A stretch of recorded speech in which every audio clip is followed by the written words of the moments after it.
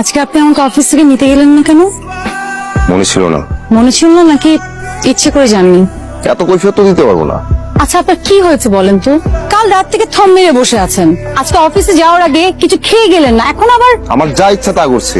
বিয়ে করেছি বলে কি নিজের ইচ্ছে চলতে পারবো না? আচ্ছা চলুন বাসায় চলুন, আমি বুঝিয়ে বলছি। যা বলার এখানে বলো, সমস্যা কি? আমাদের বিয়ে হয়েছে মাত্র কয়েকদিন, এর মধ্যে আপনি আমার পারমিশন ছাড়া আমার ফোন ধরেছেন। আপনি বুঝতে পারেননি যে ব্যাপারটা আমি বুঝতে পেরেছি, কিন্তু আমি দেখেছি যে মেসেজ সিন হয়েছে। কিন্তু একটা কথা বলেন তো, আপনি কি এটা ঠিক করেছেন? আর তুমি যা করছো সব ঠিক। বিয়ের আগে তোমার একটা রিলেশন ছিল না? তোমার একটা বয়ফ্রেন্ড ছিল, আমার সাথে লোকালে কেন? একটা মাত্র ছবি দেখে আপনি আপনি বলছেন আমার বয়ফ্রেন্ড ছিল? তো ছেলেটা কে? কেন তোমার সাথে তার ছবি আসবে? আমার কারোর সাথে কোনো সম্পর্ক ছিল না। হ্যাঁ একটা মানুষ ছিল যে কিনা আমাকে অন্য চোখে দেখতো, কিন্তু তার মেন্টালিটির কারণে ব্যাপারটা সম্পর্কে যায়নি। আর এটা হয়তো আপনি মেসেজ দেখে বুঝতে পেরেছেন। এটা তুমি আমাকে আগে বলতে পারতে। মানুষের সাথে তো আমার কাছে ছিল না, কি বলবো আমি আপনাকে। এনিওয়ে, যে থার্ড পার্সনের মেসেজ দেখে আমাকে জাজ করে, আমি তাকে কি ব্যাখ্যা করব? এমো, খাবার কোথায়? খাবার দাও। আজকে কিছু রান্না করি নাই। স্যার, কিছু লাগবে?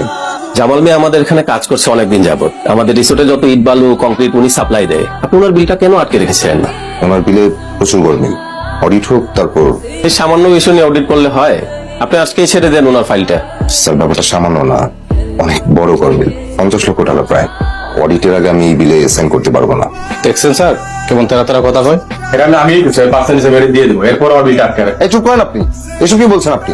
দেখুন, আপনি আমার অর্ডার ফলো না করলে আমি আপনাকে ফায়ার করতে বাধ্য হব।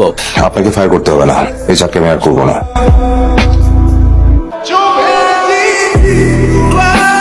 আই অটো, আই যান। আরে আমি যাবো তো।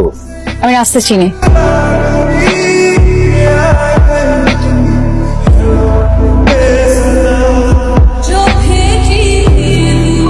আমার মনটা খুব খারাপ। তা আমি কি করবো? না এমনি বললাম আর কি। আমি কারো মন ভালো করা মেশিন না। তোকে বলেছি আমার মন ভালো করে দাও। মানে কি বলবেন সরাসরি বলেন আমাকে। স্যার 11,480 টাকা। আচ্ছা আজকে না, কালকে নিও। না স্যার, টাকাটা আজকে দিলে ভালো হয়। সবার ভালো তো আমি দেখতে পারবো না, আমার ভালো তো আমাকে দেখতে হবে না। যাও কালকে নিও। জি স্যার। হ্যাঁ দোস্ত, আমার চাকরিটা তো চলে গেছে, হুট করে একটু ঝামেলায় পড়ে গেলাম। তোর কাছে কিছু টাকা পাই না, ওইটা আমাকে দিয়ে দে। হ্যাঁ একটু জরুরি। আপনার চাকরি চলে গেছে, আপনি আমাকে বলেননি কেন? কেউ শুনতে চাইলে তো বলবো। কি এমন হয়েছে? অসৎ কিছু বলবো না তাই। ভালো করেছেন, এটা একটু নেন, রাখেন। না না লাগবে না, ম্যানেজ হয়ে যাবে। এখন এই টাকাটা দিয়ে দোকানের বিল পরিশোধ করবেন, বাকি যেই টাকাটা থাকবে সেটা আপনি খরচ করবেন। চাকরি পেলে আমাকে দিয়ে দিবেন। দরকার বা বাতিল কিন্তু অপশনের ক্ষেত্রে হয়, এটা কোনো অপশন না, এটা ফ্যামিলি। এখানে আপনার দায় যতটুকু, আমার ততটুকু।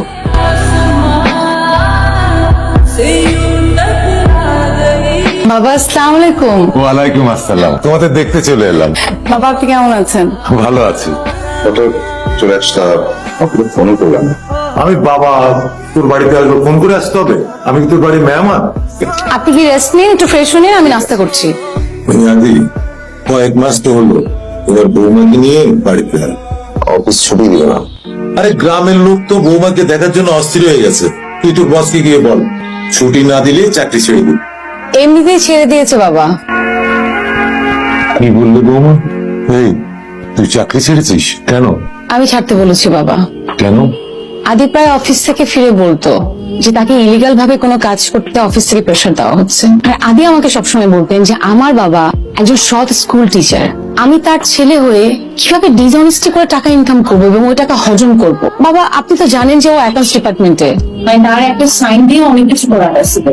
তাই আমি বলেছি যে আপনি এমন কাজ করবেন না যে কাজটা আপনি পছন্দ না। খুব ভালো বলেছি।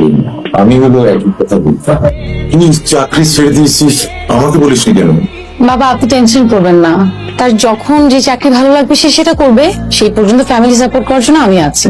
তা কি করবি কিছু ভেবেছিস? ভাবছি চাকরি আর করবো না, একটা বিজনেস প্ল্যান করছি। শুনি তো।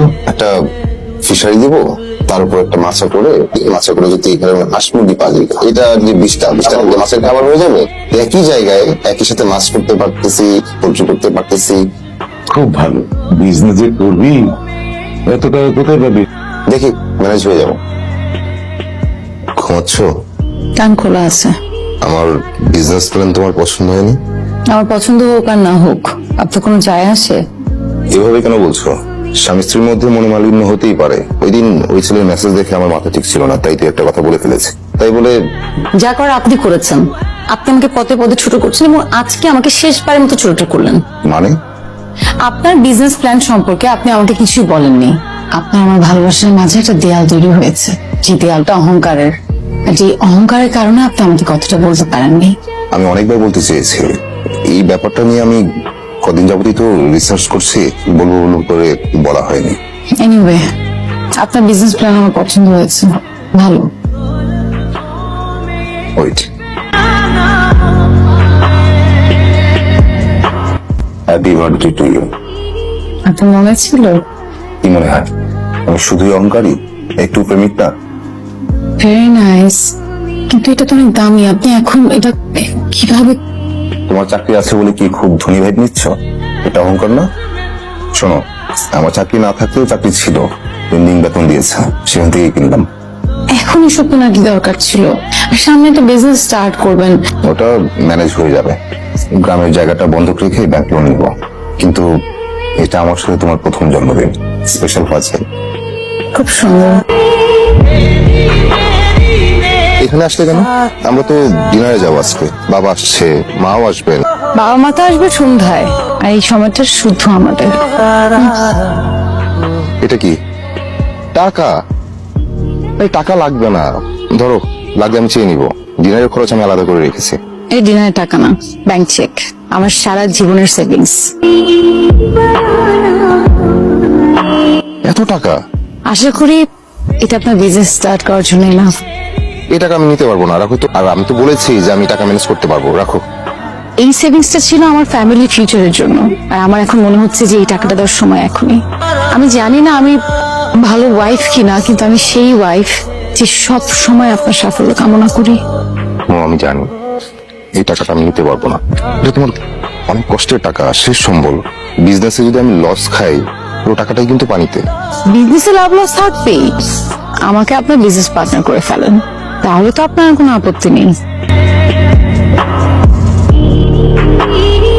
আপনি যাকে আমার এক্স বয়ফ্রেন্ড ভেবে সন্দেহ করেছিলেন, সে আমাকে সেই ছবিটা পাঠিয়ে ব্ল্যাকমেল করেছিল, যে টাকা চাইছিল, আর আমি এই টাকাটা দিইনি। আমি সরি, আসলে এই একটা বিষয় ছেলেরা মেনে নিতে পারে না। মির্জা গালিব বলেছিলেন, যখন আমি তোমার পাশে কাউকে দেখেছি তখন বুঝেছি খোদা কেন শিরক পছন্দ করেন না। আমার উপর রাগ রেখো না প্লিজ। আমি রাগ করিনি। I love you. I love it too.